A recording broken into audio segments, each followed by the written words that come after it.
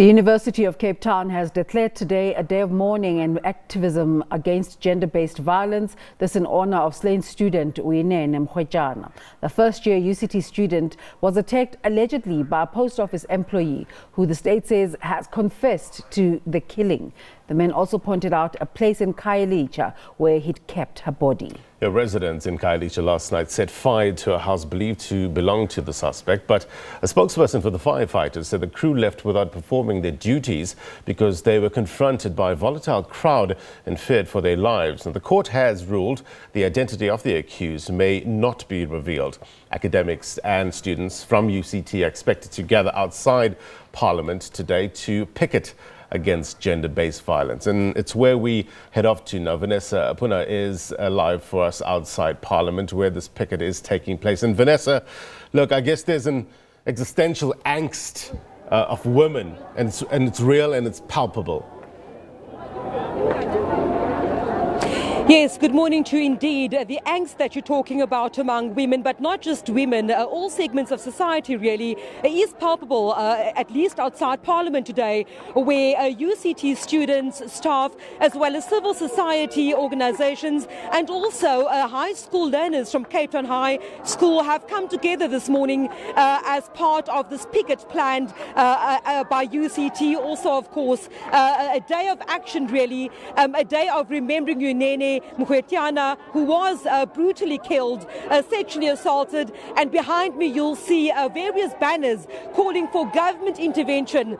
Some of these banners saying that no is a full sentence, and of course talking about the rape and sexual assault of women. We've seen again a spate of violence perpetrated against women. Just in Cape Town in recent weeks there have been at least 6 cases that I can think of young women, a 14-year-old girl as well as another 19-year-old student from UWC, Jessie Hess, also found murdered in a Paro flat. And of course this picket here as a result of the murder of Uyinene Mkhwetjana, who did a simple act really of going to a post office, a safe place to collect a parcel, and then the allegations that this confession, or rather the state saying that this confession has come out by a post office worker.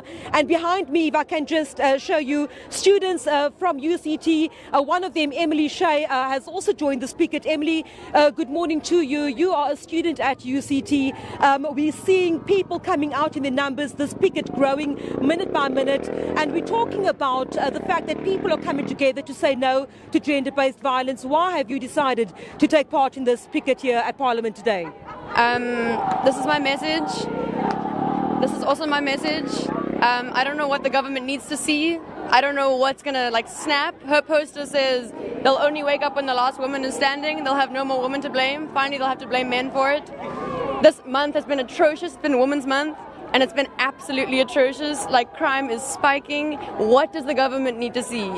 How many more deaths? How many more rapes? This is for Uyinene. It's for all of us. It's for all the women who have died and been raped by the violence in this country. It's enough. It's time for a proper shutdown, a proper turnaround. Thank you very much. Emily Shea, they're one of the UCT students who have come out today in support of this picket, but also the university having declared today a day of mourning, a day where gender-based violence will be spoken about, a memorial service planned for 12 o'clock at the university, and then also followed by a student and staff assembly, not just remembering Nene as she has fondly been called, but also to talk and tackle the issue of sexual as well as gender-based violence. A short while ago, a woman, Imogen Vollenhoven from Mitchell's Plain, when we got here this morning outside the gates of Parliament, she was standing here with her hands bound, saying that she's been here since late last night, saying that her silent protest will continue until government comes and unties the hands. And she was talking about the brutality happening across the communities, not just in Cape Town, but South Africa as well.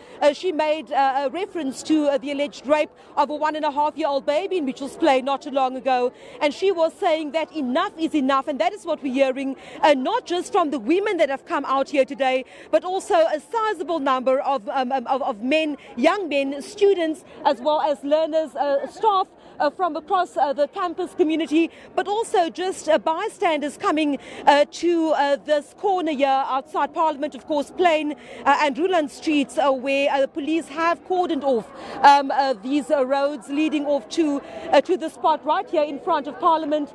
This is where thousands more are expected throughout the course of this morning until this picket comes to an end at 11 o'clock. And the message is clear. People saying, communities saying, students saying, learners saying that enough is enough, calling for urgent intervention, calling for the abuse, the attacks on women and children to be declared a state of emergency. We've also seen online petitions calling for the instatement of the death penalty, and that petition has garnered quite a number of some thousands of signatures already to date as more students arrive here outside the gates of Parliament. You know, Vanessa, I've been listening to a lot of women speaking and saying that they tired of crying for safety. They tired of crying to be respected. They tired of wearing black. They tired of marching. It's now up to the men to change. But I guess it's easier said than done. You're speaking about interventions. What sort of interventions are they looking for? We spoke to an NGO dealing in the gender violence or gender-based violence space, Sonke Gender Justice. And what they're saying is that the rate of women and children killed in South Africa is far higher than the global average. Also saying that the conviction rates for rape and sexual assault in South Africa is between 4 and 8%. But of course, the issue, as they have highlighted to us, is that once a matter gets to court, once a suspect is arrested, it's already too late, because by then the crime would already have been committed. So they are talking about interventions such as education, talking about education across communities, saying that there are intersections of reasons why we see the kind of violence, the high rate of violence against women in South Africa, and saying that besides education campaigns, besides tackling poverty, besides tackling the high rate of unemployment and general crime, that this all links to what they're talking about, a national strategic plan. Now, the NGO is saying that such a plan has been drafted. You'll know that there has been a gender summit late last year saying that this plan needs to be adopted, it needs to be costed in order for this true intervention to take place, to deal with the scourge, really, as women on the streets of Cape Town telling us that they are too scared to go to work. They don't know whether they'll be the next target, the next victim of gender-based violence. Will they be raped today? Will they be sexually assaulted? Will they be found murdered, as Unene Mkhwetana was found murdered, her body, of course, hidden at a premises in Kailicha? Yeah, no doubt action is needed to put pay to this pernicious scourge of sexual as well as gender-based violence. Vanessa Puna, live for us outside Parliament. Thank you very much indeed. We'll try to check back with you in a short while.